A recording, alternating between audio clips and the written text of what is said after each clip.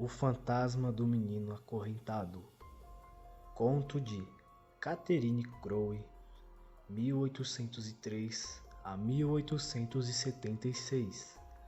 Tradução de Paulo Soriano. Narração Felipe Macedo.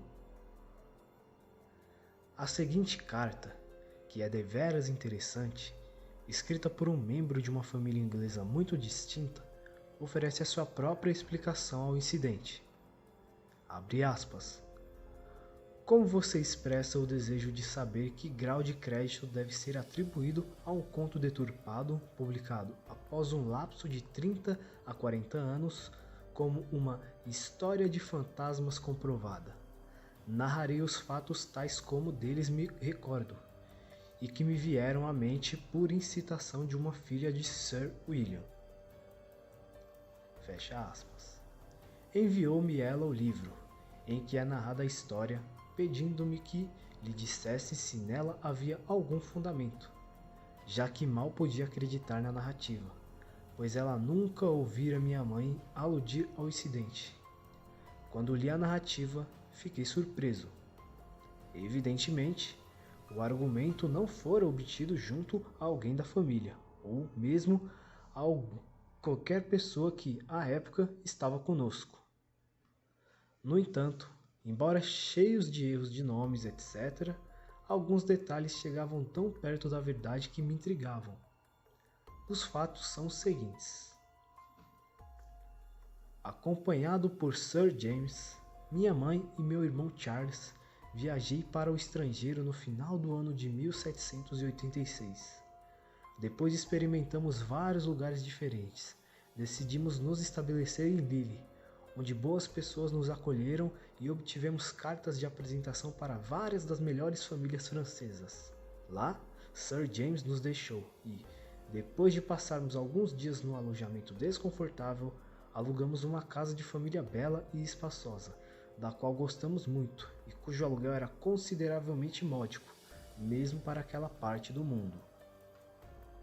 Cerca de 3 semanas depois de instalados em nossa nova residência, fui com minha mãe a um banco com o propósito de entregar a nossa carta de crédito a Sir Robert Harris e sacar algum dinheiro.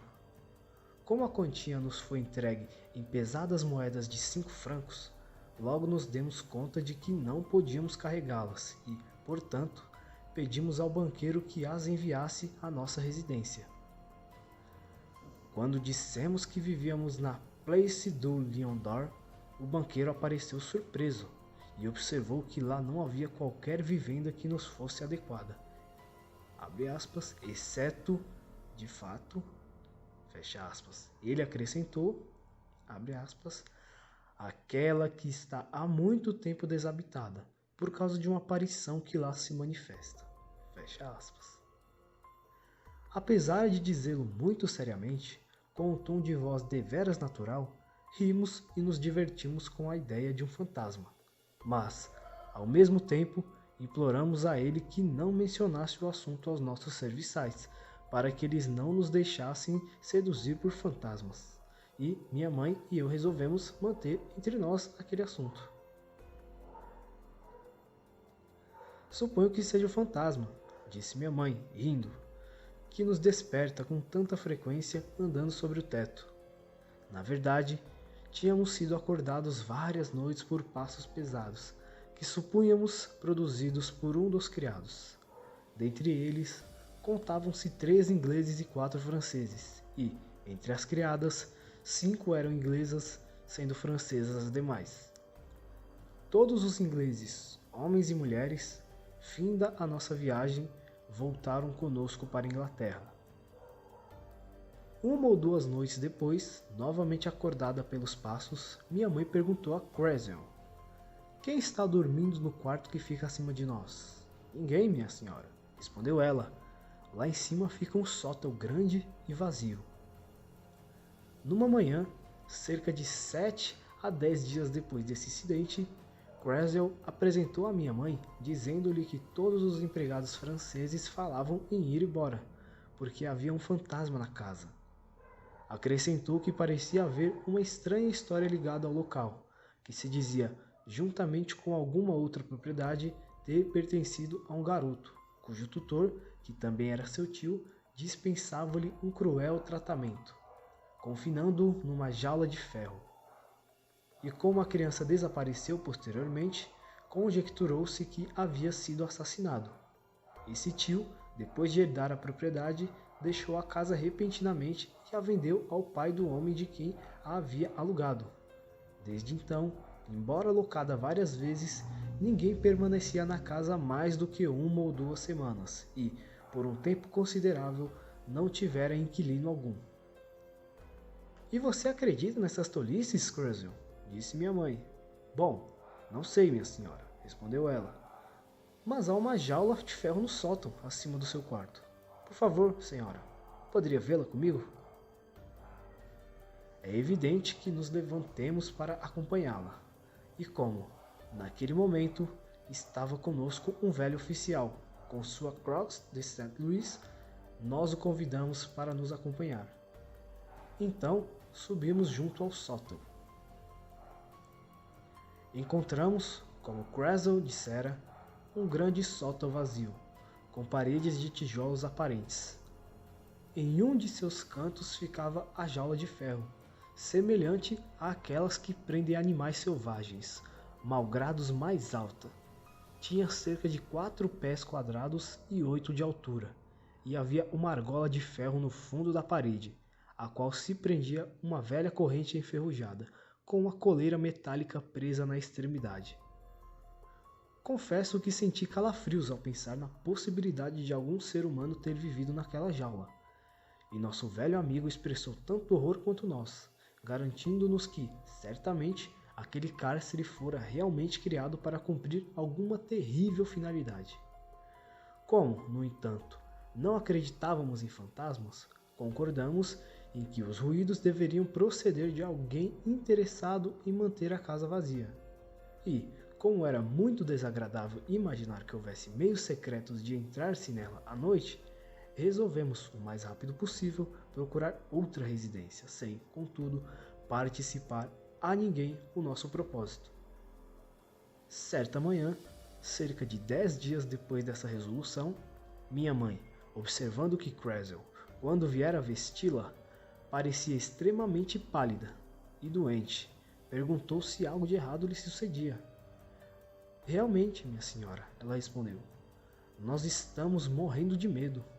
Não podemos, eu e a senhora Marsh, dormir de novo no quarto em que estamos agora. Bem, respondeu minha mãe, durmam as duas então no quartinho disponível ao lado do nosso. Mas o que as assustou?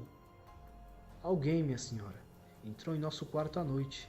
Vimos a figura, mas cobrimos nossas cabeças com as roupas da cama e ficamos deitada, com um medo terrível, até amanhecer. Ouvindo isso, não pude deixar de rir, mas Cruzel desatou a chorar.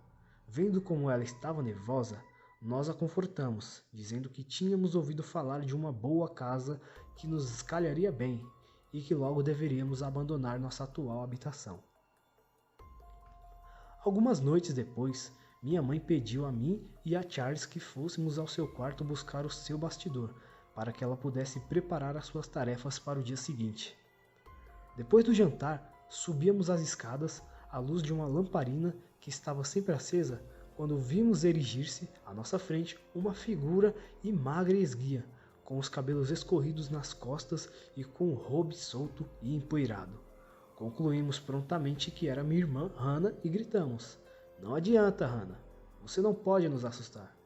Então, a figura se encolheu num recesso da parede, mas, como não havia ninguém lá quando passamos, concluímos que Hannah havia conseguido, de algum modo, evadir-se pela escada dos fundos. Quando contamos isto à minha mãe, ela disse: "Tudo isso é muito estranho, pois Hannah foi para casa com dor de cabeça antes de vocês subirem as escadas." Seguindo ao quarto de Hannah, lá a encontramos dormindo profundamente, e Alice, que lá se ocupava de seus afazeres, nos garantiu que a nossa irmã estava deitada há mais de 1 hora. Cruzel ficou extremamente pálida quando lhe contamos o ocorrido. Exclamou que a figura descrita era exatamente aquela que ela e a Marsh viram em seu quarto. Por essa época, meu irmão Harry veio passar alguns dias conosco, Reservamos a ele um quarto cujo acesso ser dava por 2 outros lances de escadas, no extremo oposto da casa. Uma ou 2 manhãs depois de sua chegada, quando desceu para o café da manhã, perguntou, aborrecido, a minha mãe se ela achava que ele fora dormir embriagado a ponto de não conseguir apagar a própria vela, já que ela mandara 2 malandros franceses para vigiá-lo. Minha mãe lhe assegurou que jamais lhe passara pela cabeça fazer algo assim, mas ele persistiu na acusação, acrescentando, ontem à noite saí da cama e abri a porta. À luz da lua, que se infiltrava pela carabóia, vi o sujeito com suas vestes soltas no pé da escada. Se eu não estivesse em camisas, teria ido atrás dele e tomaria satisfações por ter vindo me vigiar. Por que conseguiríamos alugar outra residência pertencente a um senhor que ia passar uma temporada na Itália? Já nos preparávamos para deixar aquela casa. Mas, poucos dias antes de nossa mudança, contamos aquelas circunstâncias ao Sr. e à Sra. Atkins, velhos amigos nossos da Inglaterra, que nos visitavam, frisando como era extremamente desagradável viver em uma casa na qual alguém encontra meios de invadi-la. Não pudéramos, contudo, descobrir naquela conduta outro intento senão o de nos assustar deliberadamente. Acrescentamos que ninguém podia dormir no quarto do qual Marsh e Crasham foram obrigadas a abdicar. Ouvindo isso, a Sra. Atkins riu muito e disse que gostaria imensamente de dormir naquele quarto, se minha mãe o permitisse, acrescentando que, com seu pequeno terrier, ela não teria medo de qualquer fantasma que viesse a aparecer. Como minha mãe não tinha, é claro, objeções a que sua amiga realizasse aquela fantasia, pediu à Sra. Atkins que fosse com o marido buscar as roupas de dormir, antes que se fechassem os portões da cidade, já que eles residiam numa área semi-rural. O Sr. Atkins sorriu e disse que a esposa era muito corajosa, mas não criou dificuldades e foi apanhar os vestuários em casa. À noite, a Sra. Atkins retirou-se com o cãozinho para o quarto designado, aparentemente sem a menor apreensão, enquanto nós nos recolhemos aos nossos. Quando a Sra. Atkins desceu na manhã seguinte, ficamos imediatamente impressionados ao ver que ela parecia muito doente. Quando perguntamos se ela também sentira medo, respondeu-nos que fora acordada durante a noite por algo se movendo em seu quarto. Disse que, à luz da lamparina, pôde ver mais claramente uma figura e que o cãozinho, que era impetuoso, a avançava em tudo. Permaneceu imóvel, embora ela tivesse se esforçado para fazê-lo reagir à aparição. Vimos claramente que ela estava muito alarmada. E quando veio o Sr. Atkins, empenhando-se por dissipar-lhe aquela impressão, persuadindo-a de que tudo não passara de um sonho, ela ficou deveras irritada. Não podíamos deixar de pensar que ela realmente tinha visto algo. E minha mãe disse, após partida da Sra. Atkins, que, embora não conseguisse acreditar que a aparição fosse realmente um fantasma, sinceramente desejava deixar aquela casa sem ver a figura, já que esta tinha a virtude de apavorar as pessoas. Faltavam 3 dias para nossa mudança. Eu tinha feito um longo passeio e, estando cansado, adormeci no instante em que me deitei, mas, no meio da noite, fui subitamente acordado. Não sei dizer por que motivo, pois os passos sobre o teto a que nos acostumávamos não nos incomodavam, mas... Bem, eu acordei. Estava deitado com o rosto voltado para minha mãe, que dormia ao meu lado, e, como costume fazer ao acordar, me virei para o outro lado, onde, por causa do calor, o cortinado da cama estava aberto de lado a lado. Foi quando eu vi, junto a uma cômoda que ficava entre mim e a janela, uma figura magra e esguia, com as vestes soltas e empoeiradas. Tinha uma mão apoiada nas gavetas e o rosto voltado para mim. Eu a vi claramente, sob a diáfana luminosidade noturna. Vi um semblante juvenil, comprido, delgado e pálido, dotado de uma, tão melancólica expressão, que jamais se apagara da minha memória. Eu estava, evidentemente, muito assustado. Mas o meu grande temor consistia em que a minha mãe acordasse e visse aquela aparição. Virei minha cabeça lentamente para minha mãe e ouvia respirando um bom som, o que denotava um sono profundo.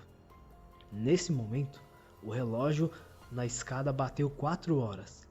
Atrevo-me a dizer que se passou quase 1 hora até eu me aventurasse a olhar novamente a figura.